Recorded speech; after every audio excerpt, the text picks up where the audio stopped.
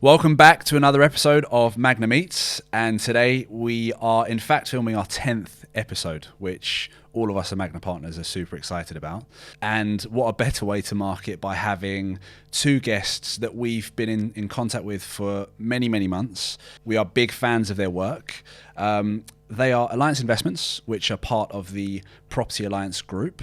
And if you don't know the Property Alliance Group, they have 30 years of award-winning developments under their belt. They are synonymous within Manchester, but also have passed on developments to us, and I'm sure other parties in locations such as York, Preston, Birmingham, Clapham, and of course other pockets of the country. So we aren't talking about mainstream fame here, but within our collective property industry world, they are somewhat celebrities, and they're making huge waves within the market. So, Mallam, Josh. What an introduction. I know, you're going to make me blush. I worked on that. Firstly, thank you so much for having us. Pleasure. The 10th Good to see podcast. you. That's a big deal. It is. And I saw a stat, it's somewhere on social media, that it was like 90% of people fail getting to 10, and then a further 90% fail getting to 21. So we're using these as little landmarks, and again, what a better way to market by having you guys on. Get to 21. Well, we'll be back on the 21st one. Is that a deal?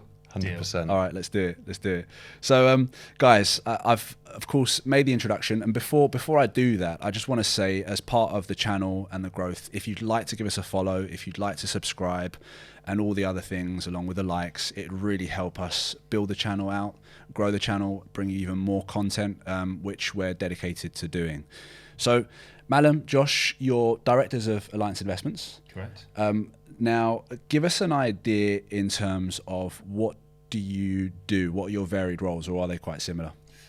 They are similar. I think in terms of our roles, quite vast in many senses. I think what Josh and I are heavily focusing on at the moment is onboarding new developments, not just any projects, best in class assets that are producing high yields in areas of very strong growth. Mm-hmm. So that's something that we're heavily focusing on, making sure that we have the most attractive portfolio for key partners like Magna.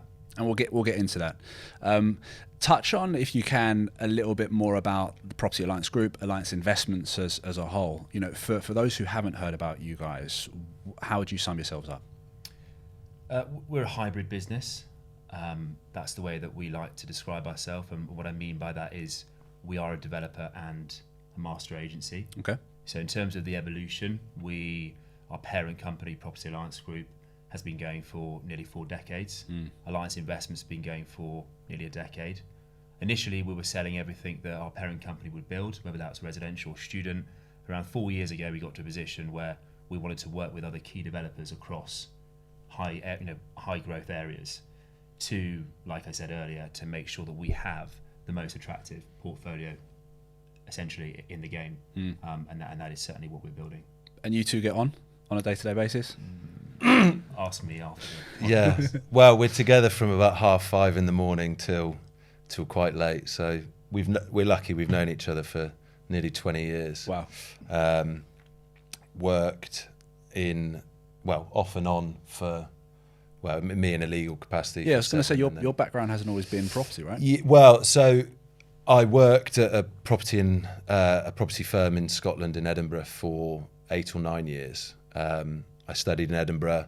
I conveniently sold the CEO of that business a phone when I had a part-time job at a phone shop, and he offered me a job, and I worked my way through that business, learnt a lot, did all their what would you call it, graduate scheme, so to speak. Yeah. Worked in every department, legal department, valuations department, surveying department, handled hundreds and hundreds of clients, came to London with them, set up an office, and then I decided to go and retrain as a solicitor.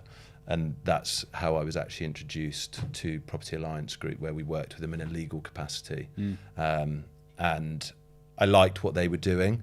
So I specialised in litigation, where we actually sued.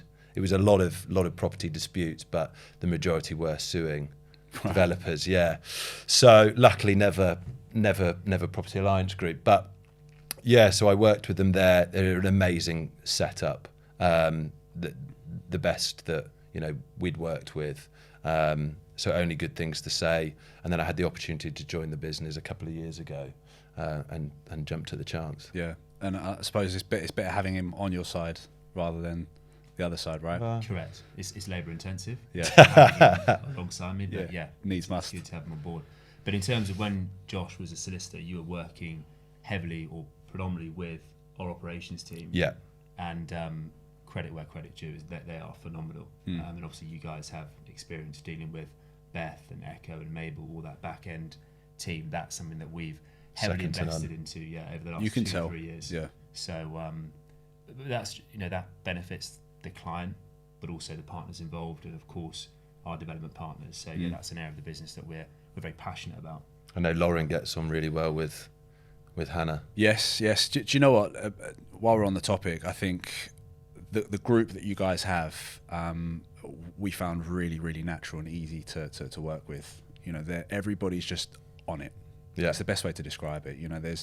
There's never any sort of delays in the communication. Everyone's on the same page. Everyone's after the same goal, which is to be better, to do better, and constantly push within the industry. And I think more than anything else, what drives certainly our side, and I think there's definite synergy on your side, is knowing the name that you carry. Alliance Investments or Magna Partners. It's being proud of that name and knowing that you're building a brand. And communication's everything, right? And I think if you, as you say, leave something or you don't respond in time with the after sales, what starts as a perhaps a wee small issue soon snowballs. So absolutely, speed of response is everything, and having the right information. I agree. We hosted a podcast with Hannah, which will be somewhere on the screen at some point. So go and watch. But I think for me, really the job starts at that point, at the progressions phase, at the client care phase. Anyone can buy property. It's easy to buy property. It's about the process thereafter, and you really find out the difference of companies when they give you the sales spiel about how great they are, what they'll do. Really, you find out whether they are who they are, who they say they are at that point. So they hold a lot of responsibility. Yeah, and I think, look, one thing that we love about working with you, and it's one area that Mallam and I... Me in particular, or...? Mainly Ross. Ross, okay. No, both of you, and Magna and Hannah, is exactly that. It's clear that the clients have been educated right from the beginning to them being introduced to our products and the after sales team. Mallam and I have worked with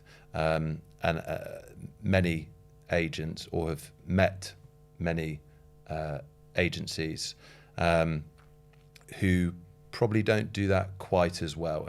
And now any company that we are working with, they have that same ethos, because, as you say, anyone can buy property, anyone can reserve something, but actually it is about getting to that exchange, and then, as you say, starting that customer journey and building that long-standing relationship that's so important, and being that trusted advisor, rather than throwing mud at a wall, getting something and then everybody putting in a lot of work, and then it turns out it wasn't maybe perhaps the right decision for that individual.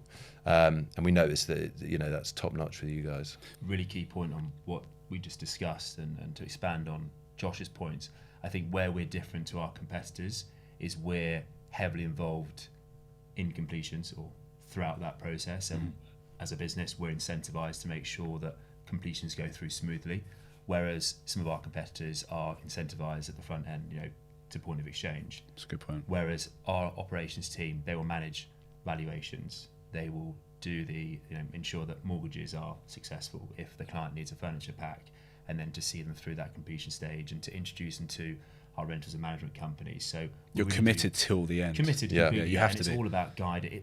What the key thing is about, and Josh and I were talking about this yesterday. It's creating a hassle-free journey for the buyer or the investor, because particularly with some of our kind of high net worth and some of your kind of repeat customers, they are very busy individuals. So for them, it's just making sure that they enjoy dealing with Magna and Alliance. So I think that's a real key point for Alliance. We are super motivated and dedicated to that project from start to finish. Now, look, talk us through what a day in the life of directors of Alliance Investments looks like. I mean, Josh, I'd imagine that you spend most of your days working, and Mallam, you spend it in the gym. Well, I make him 3 breakfasts before 8 a.m. Yeah.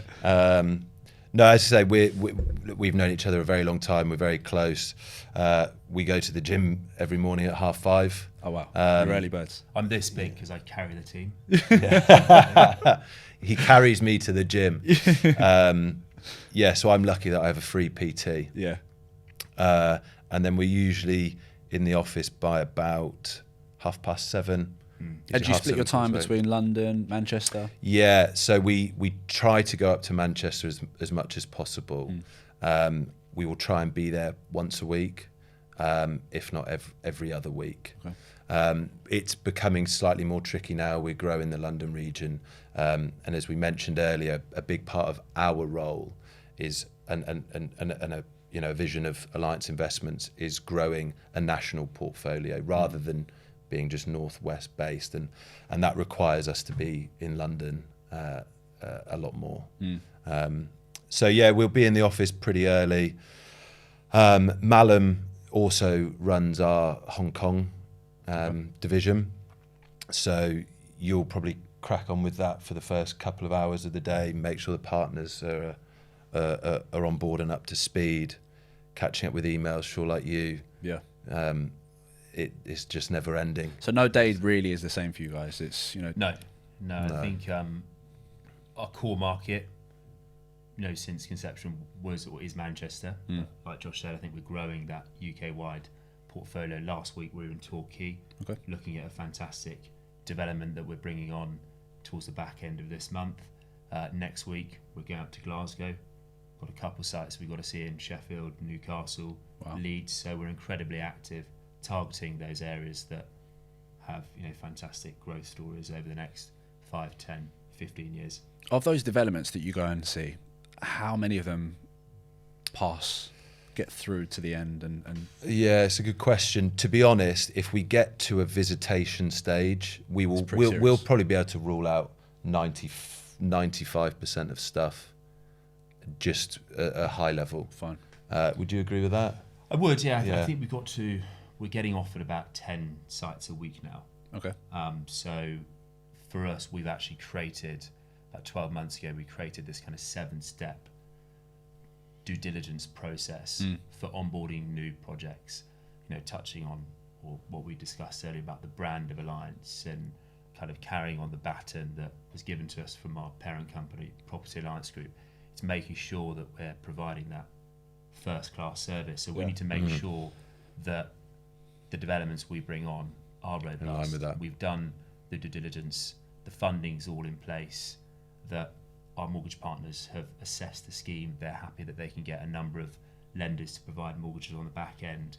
Our operations team have worked with our legal partners to ensure that the contract packs are ready, the service charge is accurate, the build program is on point, the build cost the developer has assumed within his stack is sensible and realistic. So we go into huge detail, which is why when we do put a development on the platform, the likes of Magna are confident that is an asset that you can promote genuinely, to your trusted clients. Yeah, and these aren't small schemes. We're not talking about a development of 10 units. We're talking in excess of 100 at least, right? Yeah, I mean, minimum GDP 10 million, yeah. But it can go up to, we've got sites in the pipeline that are 250 million. Wow. So yeah, some pretty large projects ranging from 50 units all the way up to 700 units. It's a side that sometimes goes unrecognised. The amount of work that goes into it, but it is a numbers game. It's not just every deal that's passed on to you just sort of ticks all the right boxes. There's probably a lot of time spent and unfortunately time that's not necessarily capitalised. Yeah. But with this 7-step process that you've got, I'm assuming it gets easier. It does get easier for sure. And we have the right people that are trained and educated on their specific task. So that didn't happen overnight. Yeah, for sure. But we're in a position now where we're very comfortable and very confident with the decision. We'll make a decision that we're happy. I mean, recently we did what we're starting to do now is really listen to our key partners For example, the survey that we sent out 2 weeks ago about what's selling for you, or what your clients are looking for, we will take on that information and then use that. And Josh and I, with the likes of Ronnie, who's our managing partner, will go and find those sites to make sure that we're the kind of master agency that everyone wants to continue working with. Mm-hmm. Yeah, I mean, going back to that pricing of the site now, I mean, I think in December we were probably personally pricing up 3 a day, which did take up a lot of time, and then that's when we realised actually that we need decent processes in place where individuals can do tasks, but we can get through it now pretty rapidly. But as we say, from a high level, we kind of know who we want to work with. Okay. If obviously it's not our parent company building it, the select partners that we choose to work with are just second to none. They're fantastic. So, and they are few and far between. I mean, I've seen it in a legal capacity that there are a lot of issues with some sites, and that's why it's very, very important to have this DD process, but also for your clients to pick and work with trusted advisors. Absolutely. Is there a particular event over the course of your careers that's stuck with you, good or bad? I think it's always no such thing as a bad event. True. It's essentially a learning curve. I think in development, and any developer says otherwise is essentially maybe not telling the truth. There are always challenges and complications, and things can go wrong. It's all about how you navigate through that, and making sure that you're putting the customer or the buyer first.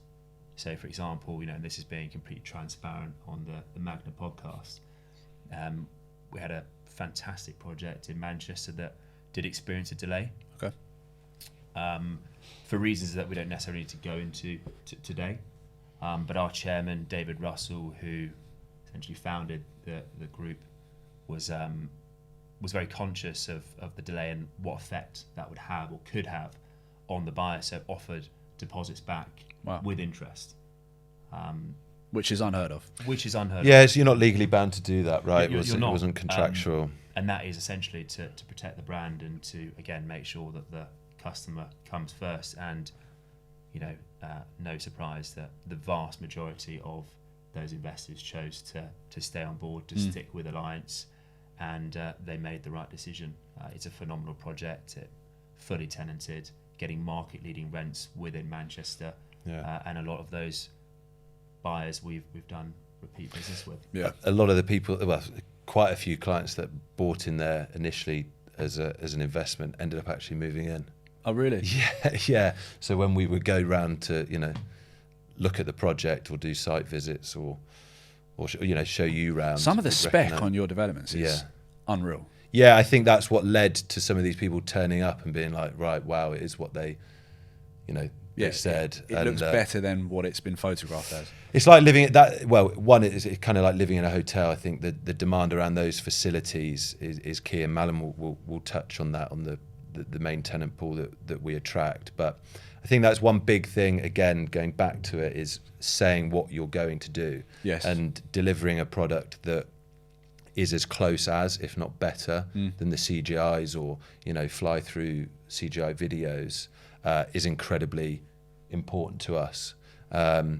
It's about repeat. I mean, anybody business. can create a nice CGI. Yes. Not everyone can deliver a 300-400 unit project. Very true. Especially in the era that we live in, where everything's like filtered and there's an app for this and app for that. Ross and I were genuinely stunned when we went up to Manchester. You invited us at the back end of last year. Yeah. And the Oxygen in particular it is incredible. It is like a 5-star hotel. Yeah, I mean the pool is just sensational, and I think it goes around to it is a lot of these projects put in, I don't want to say basic facilities, but some of them are basic facilities, and they're not used. Mm-hmm. They're not used. They're barren. What we love about Oxygen and our other sites is the community that's created, and there were people in the pool. We were there. It was the gym's full. Yeah, it was active. Yoga studios being used. the business centre, the co-working space. We say it all the time. We would live in our developments. Yeah. But I think Josh hit the nail on the head there. It's not with Oxygen. I personally don't think the greatest success is the spec of the apartments or how amazing the facilities are. It is the community, and that's largely down to our management company. Yeah. Because that community retains tenants, which essentially keeps investors happy because it reduces void periods. Yes. I've personally got an apartment in there, and my rent's gone up from £1,600 to £1,900 per calendar month in 6 months. Yeah. And that's because of the demand. There is an ongoing waiting list of people wanting to move into Oxygen. So yeah, a phenomenal project, one that we're very proud of. You should be. Some national awards, a number of regional awards, and we've got others in the pipeline. And our chairman and our managing partners are constantly looking to better our last development. Well, what we're talking about Oxygen and attracting a lot of homeowners, you'll know, obviously, trying to get that split within projects can be challenging, because if they're investor heavy, you know the complications that can cause on the back end. That's something we're incredibly conscious of. As Mallam mentioned earlier, we're involved throughout the whole stage, obviously if it's our parent company, but if it's one of our select partners, we are involved. That was one of the main draws for Ross and I. Yeah. The fact that you genuinely police that. A lot of master agents, developers say they do, but ultimately all they care about is the bottom line, right? Yeah. They just want to get the sales done.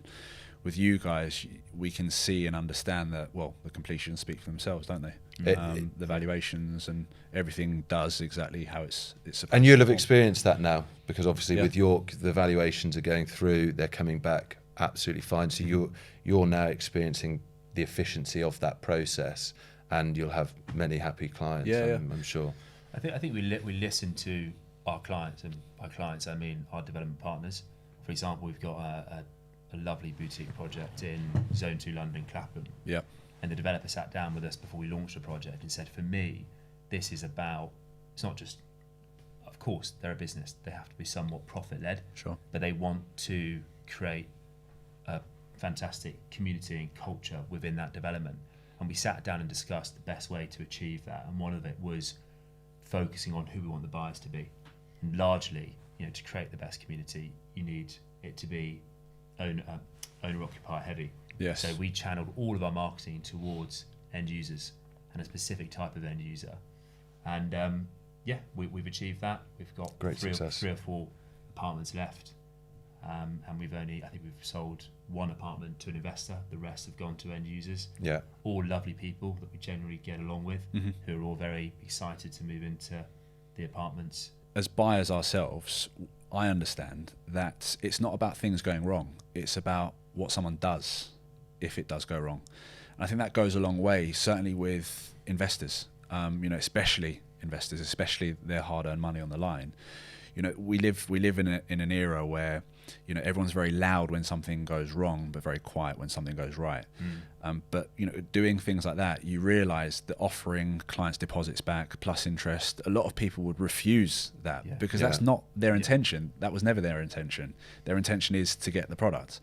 And I think again that goes and speaks volumes for your brand, what you guys have built, and obviously the parent company speaks for itself. But we're genuinely excited for what's to come with Alliance. So we. Yeah. So, it's communication, isn't it? Absolutely. I think Josh and I, hopefully our chairman's not watching, but we invested in a development outside of our portfolio a few years ago, and there have been some pretty big issues there. No communication from the agent and from the developer. So we were like, well, what can we learn out of this? And then we essentially brought that into a line. It's just constant communication. If you do meet a bump in the road, it's relaying that to the client and providing a solution. Absolutely. And moving on. Absolutely. So that's something that we're very good at, particularly our after sales teams. After that scenario, our due diligence process got even tighter. And we've had cases with clients, a few years ago where, and probably you have too, where you educate and there are clear red flags. I mean, look, as a solicitor, the level of detail, you can't miss a trick, otherwise you're liable, right? So you really have, tunnel vision on certain things, and we'd educate friends, other people who, you know, friends of friends on certain projects that we weren't involved in, and we never slate competition. I think it's great to have competition. It's very healthy. People just tend to offer different things, right? So we're educating people on different sites, and clearly not very well. And they went for them, and lo and behold, they've lost. And that's quite a tough pill to swallow, because, you know, in some cases these people are putting in serious all money. Of their money. Yeah. And I think that taking it back that's why it's so important for us now. Moral of the story: don't buy in Liverpool. I wasn't going to say it, but yeah, don't buy in Liverpool. Named and shamed. I won't mention the particular projects. No, cut. You have to cut that out. Again, again for us, it's working with those right people. You know, educating them on our site, why they're buying, long-term investments. Obviously, there are benefits of purchasing short-term through construction and taking that capital appreciation out before completion, and you can obviously explain that to your clients in a bit more detail. But that's what it's about for us: strategic positioning of projects. Again, whether it's Property Alliance Group or other partners. And delivering what you'll say you're going to deliver, and obviously trying to do that on time. Yes, yeah. And so for you guys, what makes your product top shelf, and why you over the next competitor? It's quality. Yeah. I think, you know, simply put, you know, from the kitchens to the sanitary ware to the flooring, it is the quality of product that we're very proud of, and that a lot of our customers are incredibly happy with. So we're not an investor-led business. Yeah, we very much target homeowners as well, who are naturally slightly more emotional about the purchase and more picky as to what they want to see. So I think where we're constantly listening to them and understanding how we can improve our product or offering, that has benefited our business. So yeah, I think. Do you know what, we're giving a little bit of an insight in terms of our process here, but our model as Magna partners, and why it was such a really beautiful find, and the sort of relationship blossomed.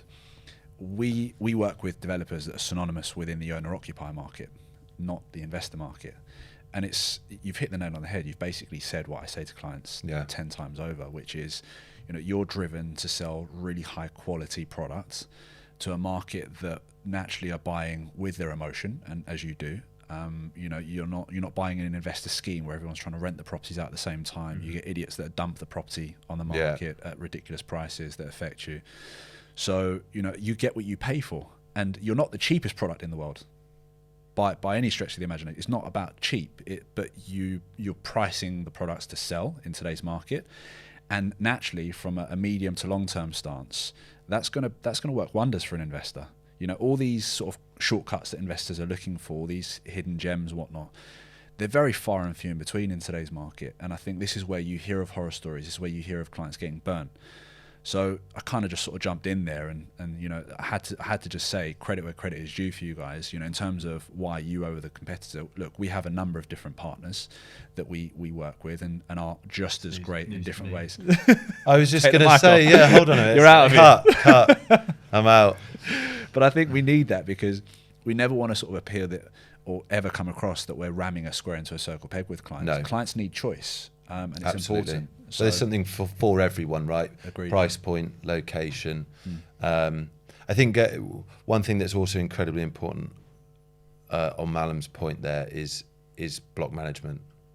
It often goes under the radar. What do you mean by that? To explain. So essentially managing the asset, right? Okay. So obviously these huge schemes, well, not huge schemes, but, you know, 380 unit projects, you've got concierges, you've got lift maintenance, the pool needs run, the gym needs clean. It's a business, right? Absolutely it is. I mean, if you could go like behind the scenes, you know, there's a lot of people that are required to run these sites efficiently. Yes. And one thing that is an ever-growing topic and concern in certain projects, in London, for example, is service charge. Always trying to control and minimise that service charge. It's non-profit. It's always calculated on an estimated basis. But that's one thing we're very, very conscious of in within our projects, is that they are maintained well, so people want to live there as an end user or tenants. And then if somebody does need to exit, their investment for whatever reason, it makes it a smoother exit to sell, because like you said, there's some of these smaller schemes where the quality might not be as good. There might be issues with the legal packs or whatever it might be.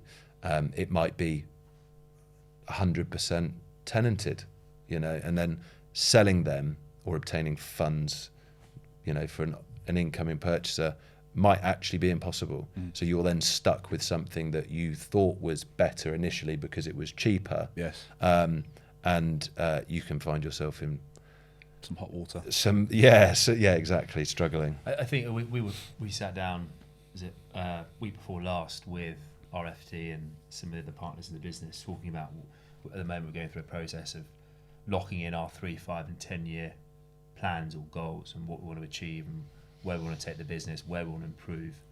And one of our shorter term goals was to make sure that 30% of our business is repeat customers, not essentially direct, but also through our channel partners. Yeah. And you're never going to achieve that unless that back end service. Yeah. You could be you could present and be the best salesperson ever. You could have a phenomenal operations team that take the client seamlessly through exchange and completion. But if that block management and lettings service is not robust and good, you're never getting that buyback. You're only as good as your last innings, right? Correct, so, and that is the last point. Yeah.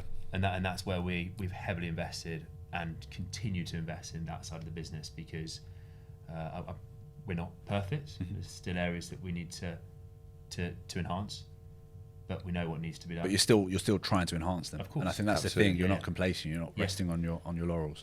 Because for us, repeat business, referrals. It's everything. Is essential. Yeah. So particularly from a business perspective, if we can go into a new year knowing that we've got 30% revenue locked in essentially, then that's going to benefit us and our partners. So you guys are investors yourselves. You've developed. Always keen to pick up some gems. Things that we might not necessarily pick up on ourselves, being day to day in sales. Secret. But what advice would you give? No way. No, I'll tell Ross when he's back. What advice would you give to a new investor trying to break into the market? Work with Magna. That's a good one. I think it varies. I mean, it depends what type of portfolio you're trying to create, what your investment strategy is. For me, and this is going to sound very biased considering what our business is all about, but it's genuinely true. Well, you're the same. We only invest into, apart from the property that I live in, all of my other properties are new builds. Yeah. The reason being is, for me, my day-to-day job is intense enough and takes up all of my time. So for me, it's that hassle-free offering that new builds provide. Yeah. Obviously, you need to do your due diligence still, and you need to make sure that you're buying the right project with the right developer in the right location, and that developer has the right infrastructure, services, etc. But for me, it's heavily focused toward new build. Yeah, I would agree with that. The first property I bought was in Edinburgh, and there isn't a huge amount of new build in there, so it was a traditional tenement in the roof.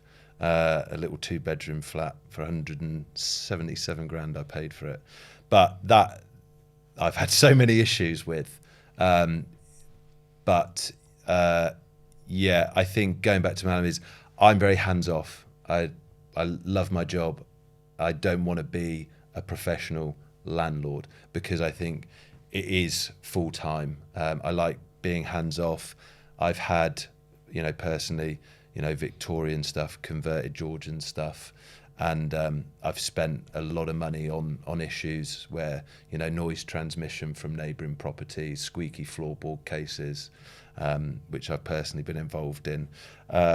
So, having those warranties in place and maximum rents, people think, okay, well, I'm paying more for that, but you're going to achieve more in rent for it. So it's all comparable. So you're naturally going to get high yields, and the market will go that way where everybody wants a pool on site. Everybody wants an amazing gym, 2 seconds away in the lift. They need that co-working space because, the 3-2 environment now, working from home, or, cinema rooms and things. And we've got a development that we're launching in a couple of months that has a creative podcast studio. Yeah, we can do the next podcast there.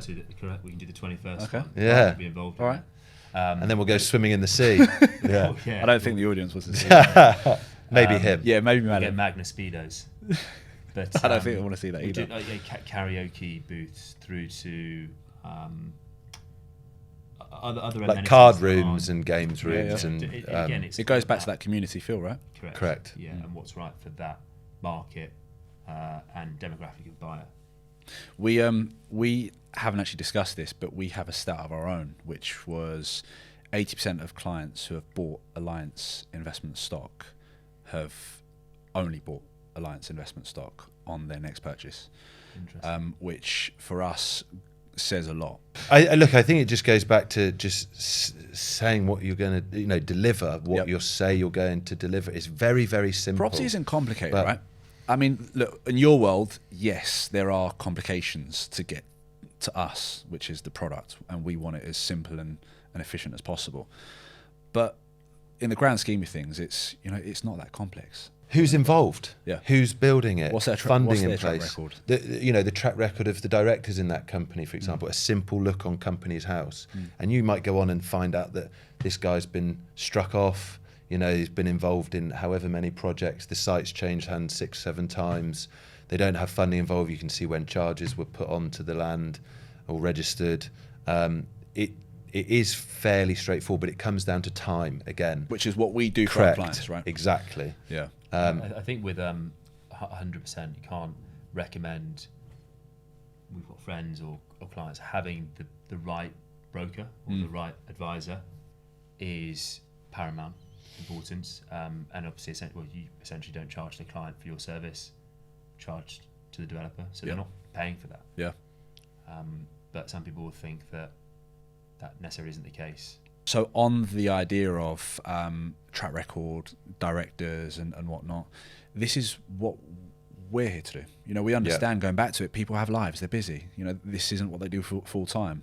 And as much as clients are investing their hard-earned money, we're investing our name, our reputation. It's, again, I'll say it on as many podcasts as we have, takes years to build a name, takes 5 seconds to lose it. Yeah. And all it takes is for one sort of slip up and not researching and not getting our lawyers to vet that developer.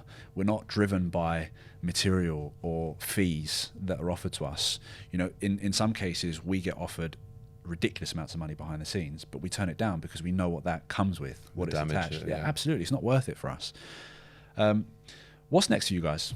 What have you guys got planned? Any announcements that you'd like to make? Any exclusives? Well, we've got some really exciting projects in the pipeline. We don't even know about yet. Are we going to give them to Magna? No. We need a drum roll. Yeah. We've got an amazing. Yeah. You are aware of it. We love the feedback that we get from you guys when we're searching for new developments. The project in Torquay. Okay. Different to super what's exciting usually on our platform. I love it. It's amazing. Site, last week or week before, phenomenal location. There is particularly kind of post-pandemic where there is in terms of the demand around staycations and that short-term let model, we've had great success within that space in the last kind of 12 to 24 months. We definitely want to continue bringing the right developments on within that sector. Amazing. But it's definitely one to watch. Yeah. Boutique project, 49 apartments. So is that it? Got to be quick. Okay. 49 apartments, majority one beds, aren't there? I think it's 46 one beds and a handful of 2 beds. Price points? All to be revealed. Okay. All will be revealed. I think the one thing that Mallam mentioned there is that short-term let model. To 250. There you go. Amazing. So, sweet spot. Correct. Yeah. Yeah. Mallam mentioned there, it's an area that there is more demand in, and there's a lot more hype about it now. Short-term lets with these, ludicrous figures that are presented to some investors in areas where you'd never go on holiday, or it's cheaper to actually, some of the you look at some of these figures that are given to clients, and it's more expensive for a 1-bedroom flat 3 miles from the city centre than it is for a hotel with a spa and breakfast right in the centre of town. It doesn't add up. So these numbers are beyond far-fetched and just unrealistic. And again, it comes down to that short-sightedness. So we had an amazing project in York, where there is a genuine story of tourism and need for accommodation. 9 million people visit York a year, and there second to London. Yeah, second to London, and there is a shortage of accommodation, and you get a lot of families going to York. So where it then doesn't quite make sense to have a hotel room or 2 hotel rooms, you then get an apartment where there is the concierge, there is parking and things. So we had great success there. You had great success there, and placed a number of your clients in, who I know will reap the rewards. I know one guy is managing it himself, and he's already got 100% occupancy for 3 months. Wow. Obviously, we know it's not quite complete yet, but it's coming to completion. He's preempted it. But Torquay is another area where we've done the data, we've done the due diligence, and we've spoken to a number of high-profile short-term let specialist businesses who have backed up our research, and the numbers are phenomenal and realistic. That's one thing that we probably undercook most of our figures. I think you need to because we'd rather under-promise and over-deliver.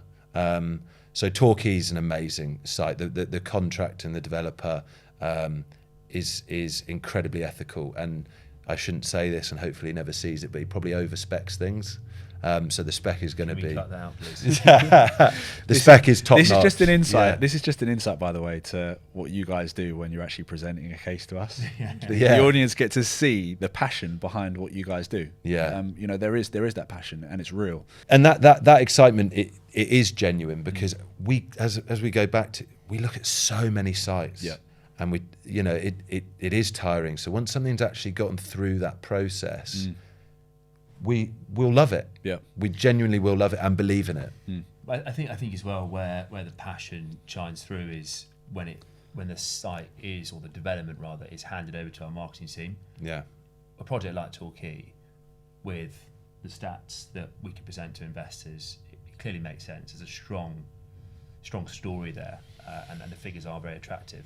We could just do a brochure, floor plan, prices, but we want to present.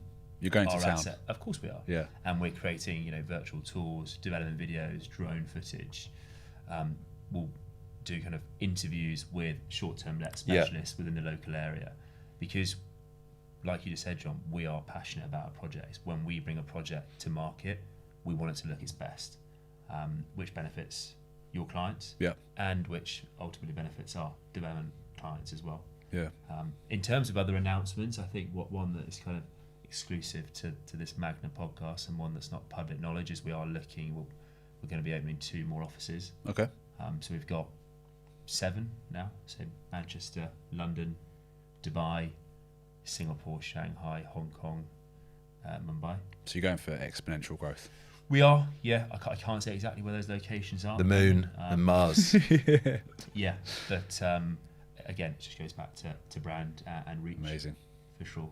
We're already doing lots of business in those 2 regions, but it's being able to provide on the ground, face-to-face service to clients in those regions. And on that note, genuinely, guys, I've thoroughly enjoyed the podcast. Likewise. Yeah, and, thank you. We've got ourselves a deal. 21st episode. We'll be there. Love it. We'll be somewhere. Can we make sure that Ross is going to be in attendance? Yeah, absolutely. Yeah, Ross, we miss you. We miss you, Ross. There's a seat right here for you, Ross. I love you, Ross. But we'll also put your information down below. So anyone that wants to get in touch, or have a read through the sort of track record and the developments that you guys have got under your belt, that will all be there. But for now, appreciate your time, guys. Thank you very much. And here's that was helpful. Yeah, absolutely. And here's to the next one. To 2021.